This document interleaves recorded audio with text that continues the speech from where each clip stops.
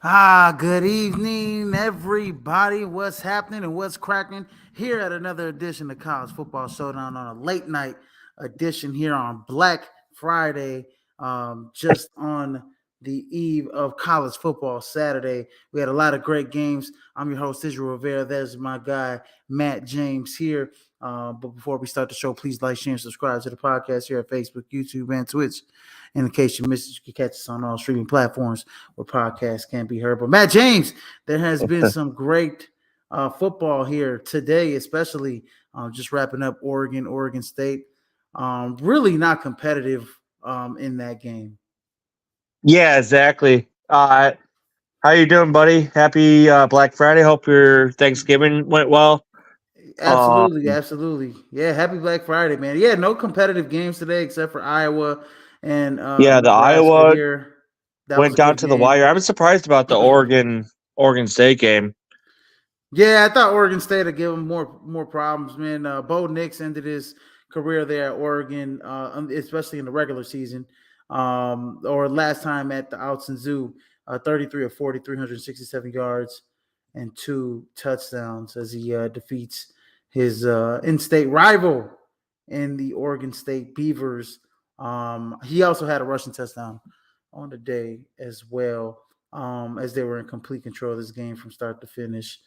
And then Texas, pretty much they blew out Texas Tech as well. Let me get the score to that game. That was 57-7. It's a 50-point beatdown.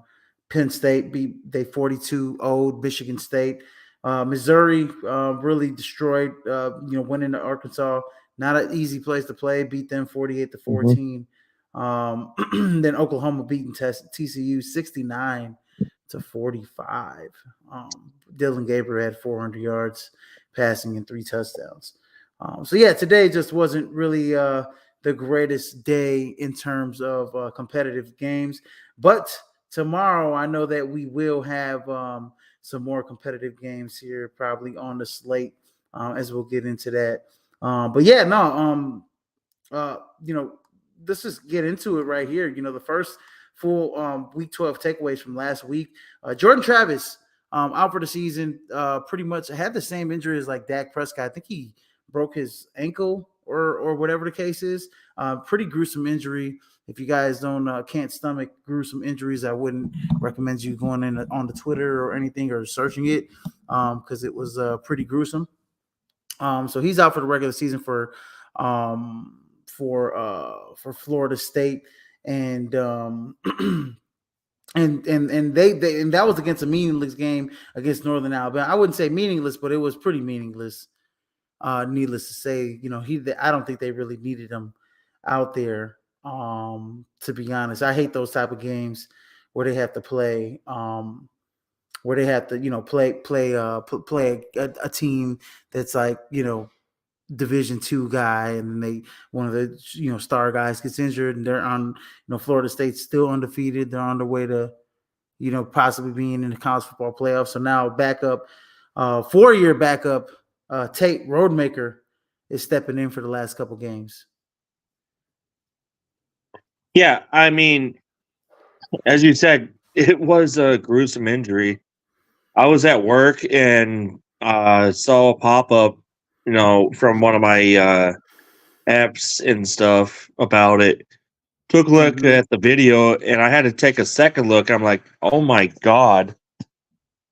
Like literally, it was pretty bad. It was pretty bad. Like I said, I don't recommend anybody. yeah, I don't recommend anybody looking don't at look that at it. if they can't if they can't It's bad, stomach it. especially the outcome of it. I'm not going to go into too much detail, but yeah, it doesn't look right, and Yeah. I feel bad for the kid. He had such a good season, and we'll see how Florida State fares after this.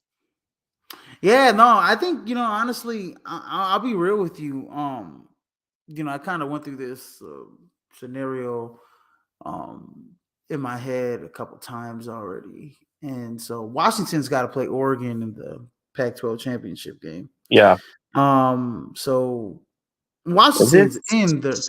Washington wins, they're in. Oregon wins now, you start a whole conundrum of things, right? So Oregon wins, they have one loss. Now Florida State goes undefeated. They win, I think against North Florida, South. and Yeah, they, they they go against Florida. If they beat Florida, and then they have to go against the Louisville Pac-12. in a ACC championship game. Oh, they're straight You up got Pac-12 now. Yeah, hello. Yeah, Matt. I'm sorry, I hear some background noise. But yeah, no, my scenario is it's just tough because you'll have three teams vying for that last spot because Ohio State or Michigan's eventually going to get knocked out, and then you got Georgia and Alabama facing each other for the SEC championship game. If Alabama beats Georgia, I think Alabama gets in, Georgia stays in. And then I think whoever wins against Michigan, Ohio State stays in there. So Ohio State or Michigan gets knocked out. Washington wins, they're in. But if Washington doesn't win, Oregon wins. So now you got Oregon,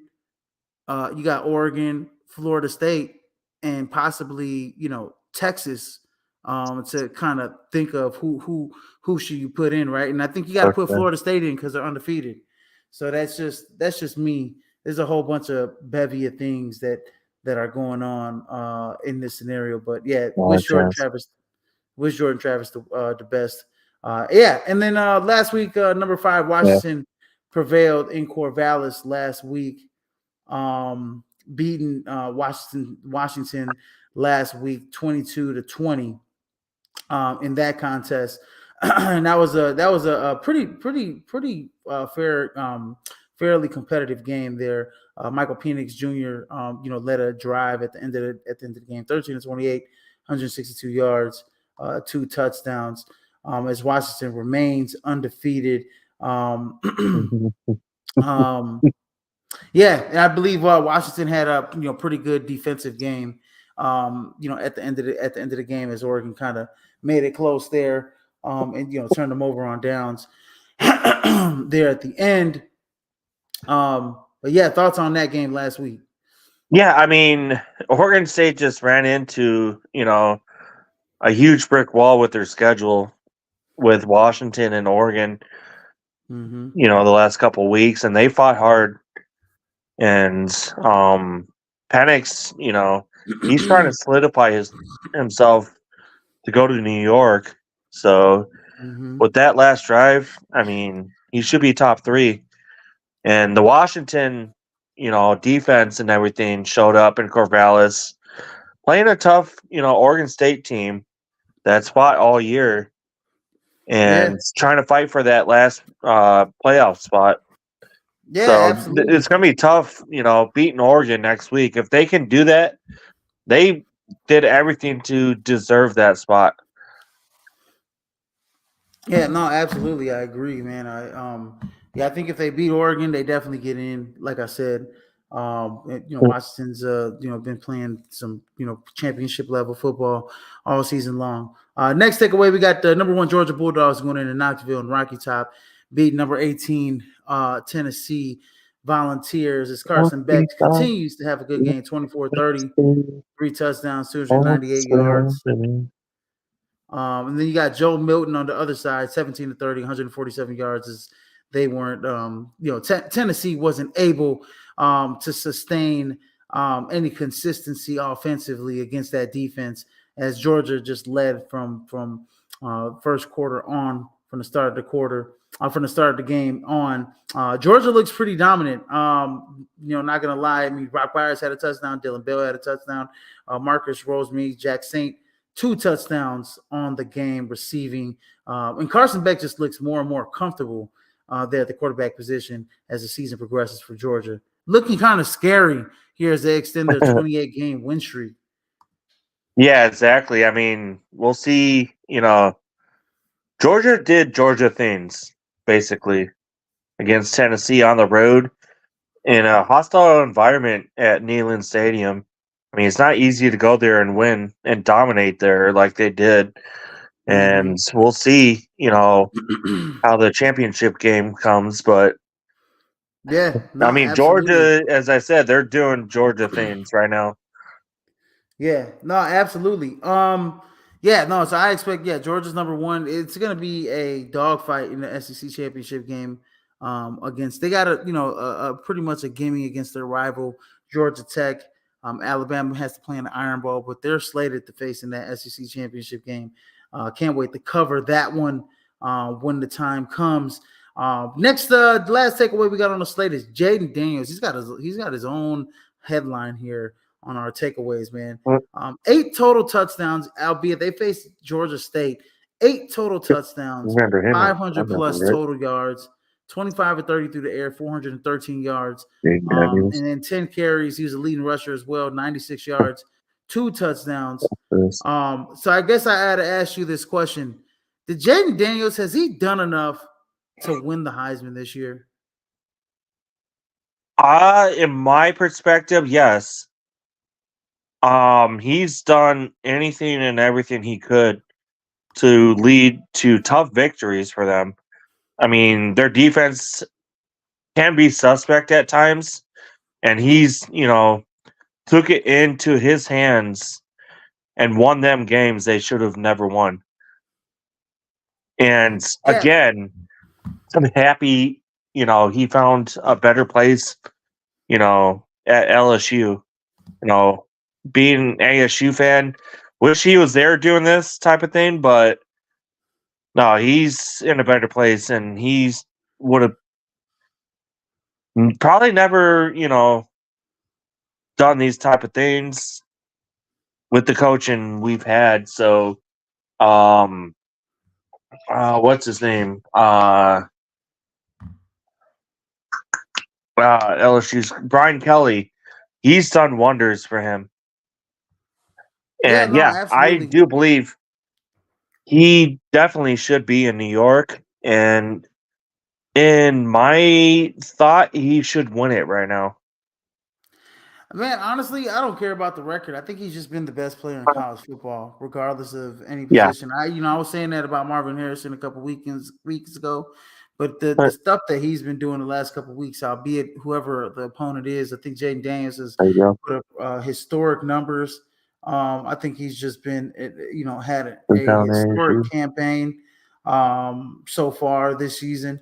And man, I just believe that he should be winning the Heisman, regardless of win-loss record. I mean, his team is probably on pace to win 9 games so far this year. With this upcoming game against Texas A&M, we'll see what kind of performance he might put the cherry on top against Texas A&M this week. If he dominates Texas A&M, I think there's no question that Jaden Daniels should probably win the Heisman. I mean, we all got to ask this question: was Lamar Jackson in the CFP playoff hunt? That's a team thing. When you look at the individual awards such as the Heisman, you factor in wins and losses. I mean, but Jaden Daniels has been, he's just been outstanding. I can't root against this guy. He's got to win the Heisman in my book this season. We'll see what kind of performance he leads against Texas A&M. Moving on to the Week 13 college football top 25, we got Georgia, Ohio State, Michigan, Washington sneaking in as Florida State drops out. Washington, obviously, with that big win against Oregon State on the road. And then number 6, Oregon, and number 7, Texas, stay the same. Alabama stays the same as well. Missouri, Louisville, all stay the same in the top 10. And then we got Penn State moving up a slot to 11. Ole Miss moving up a slot. Oklahoma and LSU all moving up slots into the top 14. And then we got at number 15, we got Arizona, the Wildcats, who have been playing excellent football. 3 one-score losses. They can very much well be undefeated this season. They play their in-state rival, Arizona State, as Matt James, is probably getting ready for that one. Benchmarks up, baby. They move up 2 slots into number 15. They have been, Fafita has been excellent at the quarterback position. This team has been outstanding. So yeah, I really honestly, man, I enjoy watching Arizona, man. Not gonna lie, man, they play tough defense, man. And honestly, they could have been him, Fafita, and what's his name, McMillan, Tatario McMillan. the other Hawaiian native. Man, this kid, 6'5", 210, he's gonna be a future NFL guy. I mean, this guy's gonna play on Sundays. This kid McMillan. So get your popcorn ready because this guy, he's gonna play on Sundays. He has every route in the route tree. He is like he can catch everything thrown to him. He's a possession guy, he's a speed guy. He's a red zone guy. I love Arizona, man. At number 16, we got Oregon. They probably move down next week after losing the way they did the in-state rival Oregon. At number 17, we got Iowa. At 18, moving up a slot, we got Notre Dame. Kansas State moves up 2 slots to number 19. And then we got Oklahoma State moving up 3 slots into the top 20. And then round out the top 25, we got Tennessee, NC State, Tulane moving up a slot to number 23. And then sliding in is number 24, Clemson. And number 25, Liberty, sliding into the CFP top 25 for week 13. And here we go. Basically, this is the best part of the show, ladies and gentlemen, as we break down our week 13 games to watch. Now, there are some great games already on Thursday, or not Thursday, but today that were played out. So we won't cover those games. We talked about them a little bit in the beginning of the show. But our games, our week 13 games to watch this Saturday, starting off with the Iron Bowl here as number 8, Alabama goes into Auburn and faces their in-state rival, most hated rival in the SEC, the Auburn Tigers. Matt James, how do you see this one playing out? I mean, right now Alabama is trying, their hardest to get the best bowl game they can, and the only way they can do it is to, go in and dominate tomorrow, and I think they will. And you got Coach Saban knowing that, and he's going to have his team ready. So I got Alabama by at least a couple scores in this one. I mean, they need to go and dominate this type of game. Yeah, absolutely. I got Alabama winning this one as well, man. Jalen Milroe has been on the roll of late, man. Ever since that Texas game, Jalen Milroe has been playing amazing football. I like Alabama to win this football game, assert their dominance. Very similar as to how they had them in Georgia play. Second half teams, both teams are pretty amazing. But yeah, I like Alabama to go into Auburn, who's not as strong this season as in seasons past. Going up against Alabama. So yeah, let me get Alabama to win this football game. Next game we got on the slate, we got number 5, Florida State going into Florida, and that's the game I was talking about earlier. As Jordan Travis out for the season. This is a big game for Florida State, right? They're going into the in-state rivalry. They're going into the swamp. And backup quarterback in Tate Rudemaker. He has a bevy of weapons. Don't get me wrong, but they are going to miss their senior leader and captain in Jordan Travis as he's lost for injury. Obviously, Keon Coleman, Johnny Wilson, both going to play big parts in this game against the Florida Gators, as the Florida Gators have just let anybody and everybody, especially big time play wide receivers, have really big games on them. Brian Thomas, Malik Neighbors, Luther Burden all had great games on them, over 150 yards and touchdowns on them. So I think the Florida State Seminoles of Tate Rudemaker, who did throw for 217 yards and 2 touchdowns against Northern Alabama, should be able to pick up the pieces where Jordan Travis left off. How do you see this one playing out? Sorry to question this, but is this in Gainesville or? This is in Gainesville.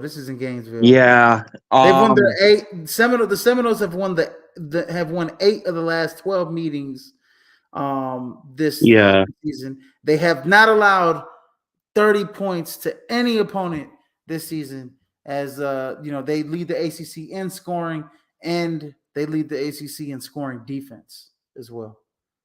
Give me Florida State, as you said it, because of their defense showing up again. And this is upon their defense to win this game in Mm-hmm. obviously a hostile environment in the swamp of Gainesville. Uh, give me Florida State by 3, uh, strictly because of their defense. I mean, they're going to struggle at times offensively, moving the ball with a new quarterback. I mean, they surrounded everything around Jordan Travis. Um, and if they can establish their run game and get things going that way, they might be able to take control and win by more than 3. But I'm going to take Florida State by 3. Florida's going to give them fits. I mean, this is one of the toughest rivalries in the country. Yeah, I think it's going to be a little closer than what people think. I think, for a guy, Tate Rudemaker, to step in. I know he's been a backup for 4 years behind, behind Jordan Travis. But I do believe it's getting late out here, man. Wake I up, do bro. believe that I do believe that the Florida State Seminoles should be able to take control of this game. I think Max Brown should probably be playing in this game, who's a redshirt freshman for Florida, as opposed to Mick Graham Mertz, who was injured last week. I don't know what his status is. Last time I checked, he was still game time decision. So that might help out a little bit for Florida if Graham Mertz does play. But I still think Florida State's just equally as dominant with Tate Rudemaker. And I think Florida State goes undefeated even with Tate Rudemaker, and I think it's gonna, put the if depending on if Oregon wins, it's going to put a really tough decision on the committee members to who they want to go into that last spot. Is it going to be Florida State? Is it going to be Oregon? Is it going to be Ohio State? This is going to, or Michigan. This is going to be a tough one for the committee members. Moving on to the next game of the week, we have the North Carolina Tar Heels playing their in-state rivals, number 22 NC State, as Drake May ends his North Carolina Tar Heel career. Basically, we all assume Drake May will be going into the NFL draft after the season. So this is going to be his last regular season game, pretty much, for the North Carolina Tar Heels as they set up for the bowl season. How do you see this one playing out against NC State? Brennan Armstrong looking, pretty solid quarterback. NC State has kind of been in and out the top 25 all season. This is a team that's really gutsy on both sides of football. Yeah, I mean, they are. I mean, they're gritty and everything. This being Drake May's last dance, especially in this type of rivalry, I'm gonna, and with Hampton for North Carolina, I'm gonna take North Carolina in this one. And Yeah, they're a it's gonna 2.5 be point a favorite battle. as well. Yeah, they're a 2.5 point favorite as well. North Carolina is. I do think that, Drake May, who's sixth in passing. Oh no, he's top 10 in passing, top 10 in total yards on the season. I think Drake May has a fantastic game against North Carolina State. I mean, against Clemson. I mean, Clemson just has been playing dominant defense towards the end of the year. But North Carolina State, I think North Carolina can go in there and get the W and pretty much end the season in the top 25. Right? They win this game, they get back into the top 25. And I think North Carolina, that'll be a win for the program. What do you expect out of a basketball school, in my opinion? Mac Brown has come into North Carolina. It's pretty much has made that program into a consistent top 25 program in football, which is all you can ask for from a head coach, of Mac Brown's caliber, especially when, in the ACC, recruits are going elsewhere. Exactly.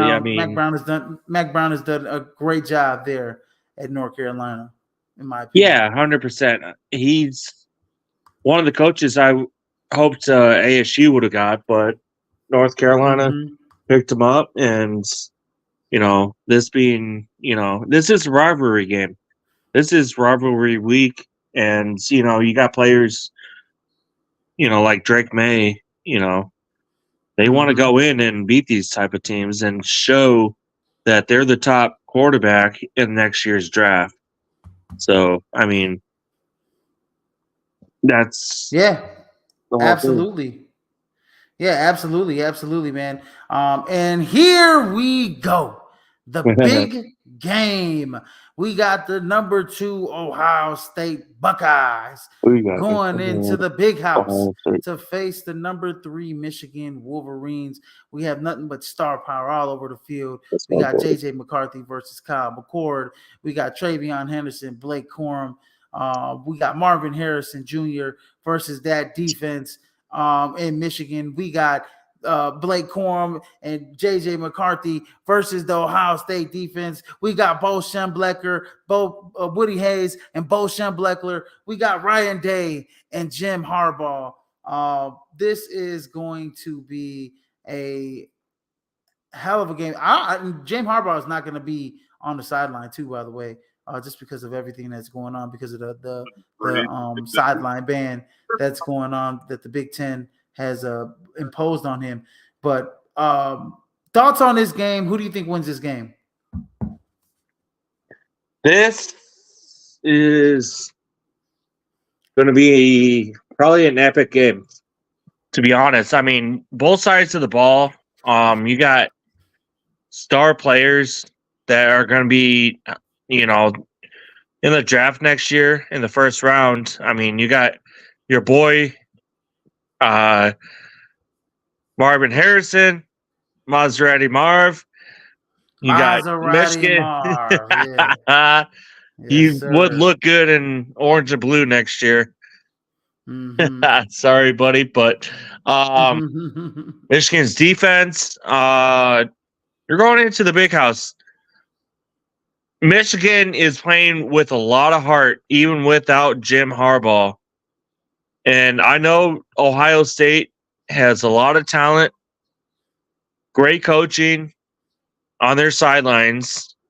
I'm going to take Michigan to win this one. They have a lot of heart, great one of the best defenses in the country. But I'm going to say Marvin Harrison Jr. will score a touchdown. Yeah, Marvin Harrison Jr. should score a touchdown in this game. But man, last 2 games, I mean, he's just that good. Last 2 years, they're trying to look, man. Ohio State's trying to avoid from dropping one.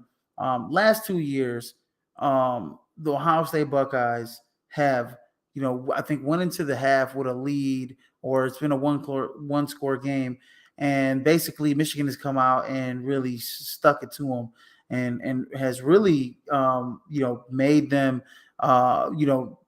basically controlled the trenches and really has dominated them in the second half of both of the contests last season, even in the past 2 seasons. This season, I think it's not. I don't know. I think it'll be a little bit closer. I think Ohio State is a little bit better served. I think they're a little bit more physical, led by Tommy Eichenberger, who's their 4-year linebacker. And then on the other side, you got Michael Barrett from Michigan, who's another stud for them as well, who's the second leading tackler on this defense, man. He's gonna be you got to watch out because he had the little injury against Maryland. But this is a hell of a game, man. For both teams, I think it's gonna come down to who wants it more in the trenches, in my opinion. And I do believe that the Michigan Wolverines will come up on top. I think that this team is built. When I look at Kyle McCord, I don't think he's faced a defense quite this stifling yet ever in his career. This is going to be a first for him. They're going to be able to get after it against him. So they're going to have to rely a lot on Marvin Harrison Jr., but also they're going to have to rely a lot on that running back room, right? So Travion Henderson's going to has to establish the run game as well. And if you're Michigan, you just got to be physical. I mean, just play your brand of football, play with a chip on the shoulder. I think they can come out of there with the W this weekend for the University of Michigan, man. And that'll be 3 years in a row. I think they knock out the Ohio State Buckeyes this season. Yeah. It's probably 3 now. At least 3. Absolutely. Absolutely. And then my upset of the week, I got the Florida Gators going in and beating the number 5 Florida State. I know I did say that Florida State might win both games, but I do got the Florida Gators beating Florida State. If I am going to put an upset in, I'm going to put that one in. It's a troublesome game for me. I think Tate Rudemaker is a guy that, it scares me a little bit. A backup guy coming in and playing in hostile territory. So give me that upset of the week. And then looking into our Heisman rankings. I'm going to take ASU over U of A. Oh, man. Hey, Territory Cup. Okay. Some special teams blunder always happens. So go. Hey, ASU knocks them out of the championship game. Yeah, absolutely.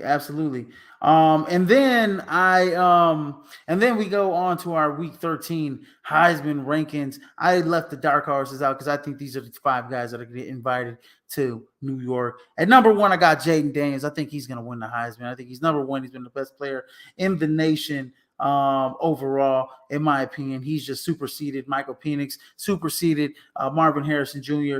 in the last couple weeks. At number 2, I got Michael Penix Jr. Number 3, I got Marvin Harrison Jr. from Ohio State. At 4, I got Bo Nix, who had an excellent game against Oregon State. He may move up in the rankings depending on how everything goes between Michigan and Ohio State. I think Bo Nix can move up into number 3 in my rankings. And at number 5, J.J. McCarthy.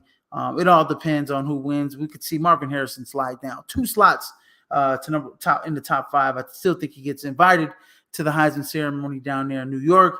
But these are my Heisman guys. I left out any other outside looking in dark horses because it's already getting to that point in the season. But yeah, give me these 5 guys to get invited into New York this season.